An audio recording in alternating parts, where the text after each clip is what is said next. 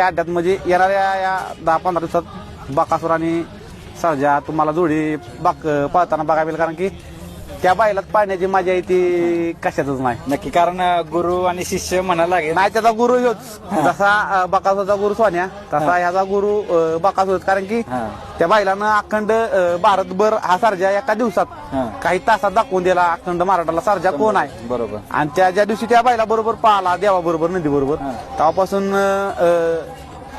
चर्चेत म्हणजे चर्चेचा विषय नाही, त्याचा स्पीडचा अंदाज अख्ख्या महाराष्ट्राला आला. बरोबर. त्यामुळे आता पायऱ्याला पण त्या तेव्हापासून काय अडचण होत नाही. नक्कीच. आणि कुठेतरी ही दावण सार्थकी लागली, कारण आप्पांच्या नावाने दावण पळती. बकासूरमुळे अख्ख्या महाराष्ट्राला चर्चेत आला.